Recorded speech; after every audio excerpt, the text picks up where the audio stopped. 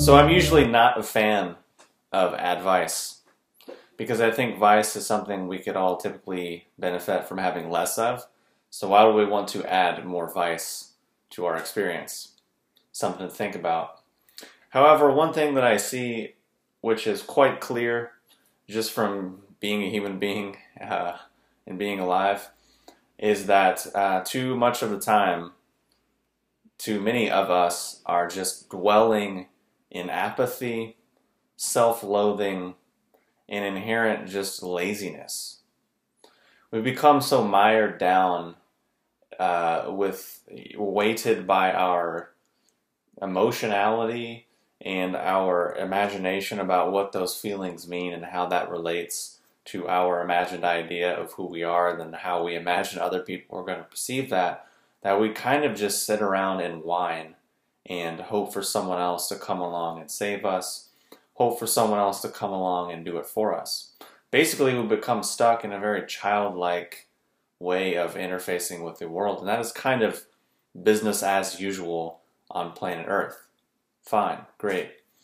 So really, the solution is to basically stop fucking whining, to stop wallowing in our own pity, in our own loathing, in our own negative workshops that we're having, and basically get over the fucking addiction to just beating ourselves up and trying to co-opt other people into our misery, most of which is self-inflicted.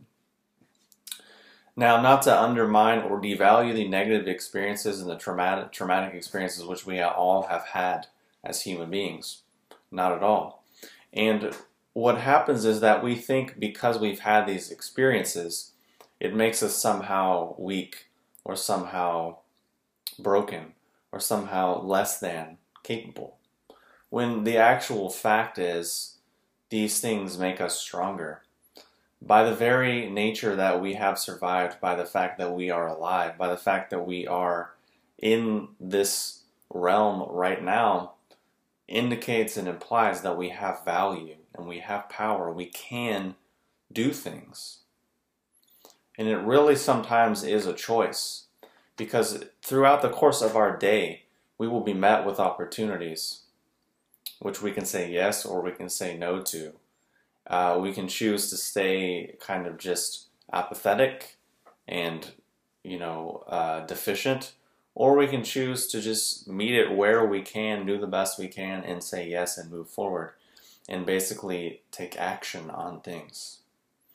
And it doesn't have to be a massive kind of thing like, oh, well, I really have to change my life right now. Because when you speak in those terms, it's actually just more disempowerment.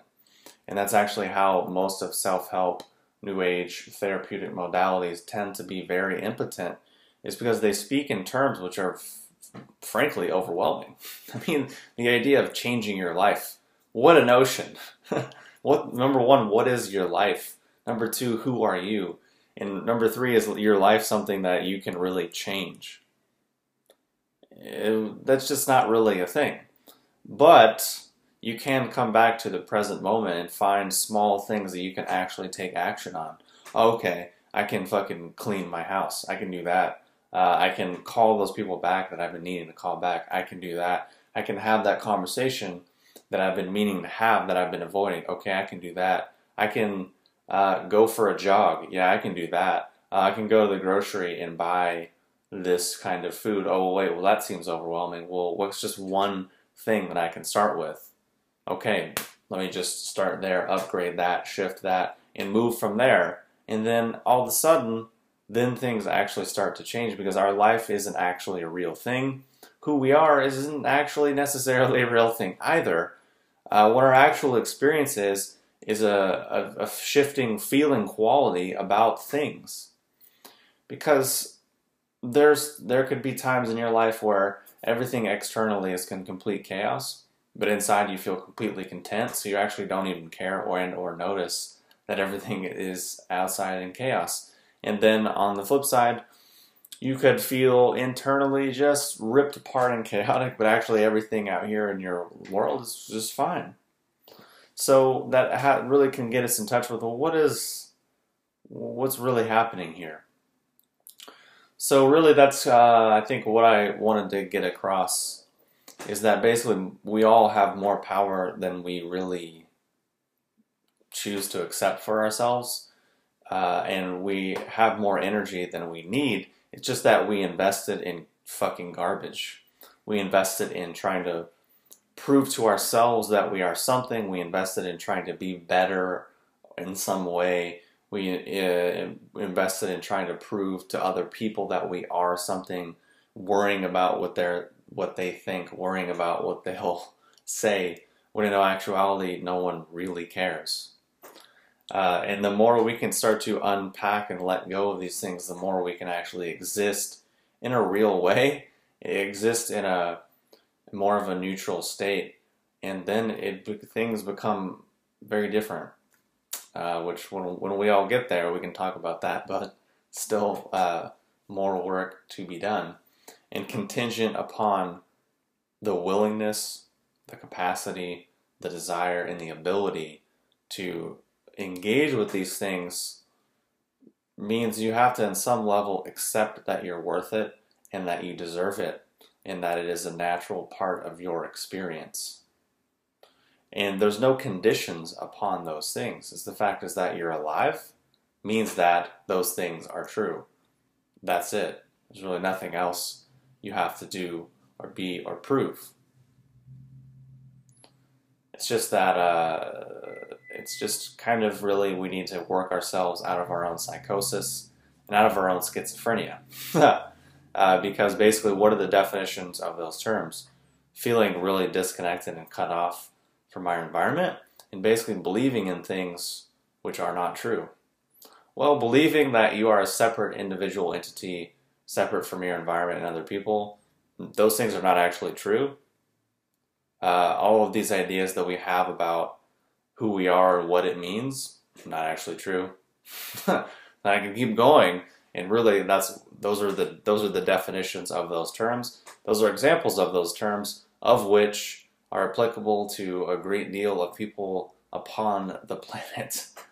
And basically understanding that these things keep us trapped in thinking we need someone else to do it for us, someone else to save us, thanks to our conditioning from governments and religions and all of these different kinds of things.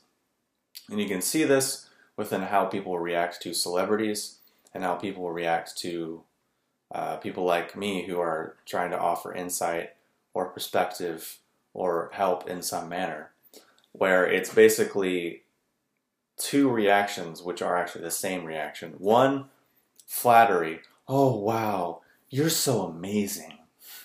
You're so great. You're so smart. You're so bright. You're such a visionary. You're such a good leader. You're so pretty. You're so capable. So that's one side. And then the flip side is, wait, you said something or did something that I don't like. You're a piece of shit. You're evil. You're bad. You're arrogant. Think you're better than everyone. You're entitled. You're power hungry. You're ego driven. You keep going. But really, same reaction, which is indicating that the person who is reacting upon that way from a kind of a reactive emotionality with no real solid case or basis behind it, is indicating the place from which they are operating and how they are perceiving the people outside of them. As contrasted with saying, okay, well, I realize I'm engaged within my own experience and I'm taking responsibility in actualizing these things within myself. And yes, you may be able to help me, or this person be able to help me, or this institution or system may be able to help me, but it's really a relationship between myself and this thing and myself, and basically how I'm choosing to show up, how I'm choosing to approach this kind of situation. Because too often times we want to approach things kind of like being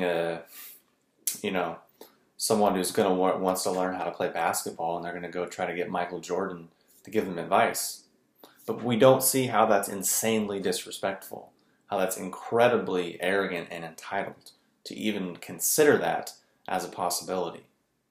When a better possibility to realize the disparity in the gap and realize, okay, I need to stay here, work on my shit, get my things together, trust that I'll attract opportunities and teachers along the way, and then actually move forward upon my own process.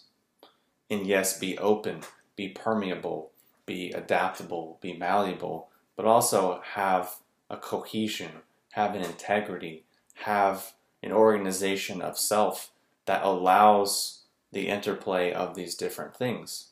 Because people too oftentimes, at least in a spiritual context, religious context, want to give themselves over, want to be saved by something.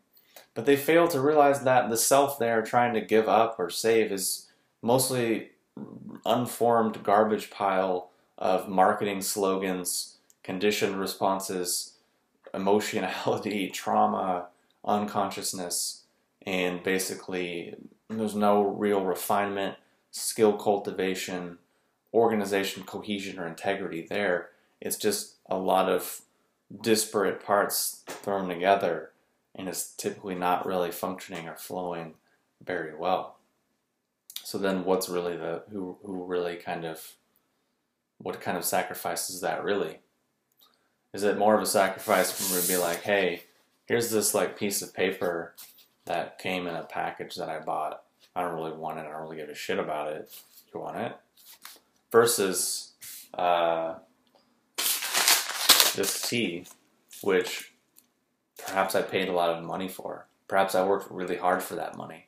Perhaps I really value and love and treasure what's in here and what it can do and what it can provide and the wisdom of it. And then let's say I grew this. I didn't, but for example, I grew it. I tended the fields. I worked the plants. I invested 20 years of my life basically learning everything I needed to know to even be able to produce it. Is that more valuable of a thing versus, yeah, here's a piece of garbage rolled off the factory line in 1 second. No one gives a shit about it. No one really planned or thought or did anything about it, but here, would you like it? So within these examples, we have to really look at how are we showing up in the world? How are we choosing to engage within our lives? And then on the flip side, the information, the content, the media, the food, the substances which we are consuming, which category is it really falling into? Is it something that people are absolutely really investing a lot into, or is it just some garbage that we're just like, tea is tea, and that's the end of the story. Food is food, water is water, air is air, the end. It's all the same. People are people. And we might think we can find comfort in those statements. But actually, what we're revealing is ignorance. What we're revealing is a lack of investment of time and energy to really educate ourselves, to empower ourselves, to understand, to be present, to listen, to develop, to refine, to cultivate any level of discernment and or capacity for engaging with things. So I'm just using different examples and trying to say the same thing in a lot of different ways. Hopefully it's been helpful. Hopefully this has been advice that lessens vice in a way. But actually, to be honest, I don't really care because I'm not making this video for you, because you're an individual upon your own path in your own life journey. So what you choose to do or not do really has nothing to do with me. I'm saying what I'm saying because I like it and it makes sense to me, and perhaps it can be helpful. I hope it is helpful. I intend that it's helpful, but really that's not up to me. So hopefully that makes sense. Thanks for watching, and I'll talk to you soon.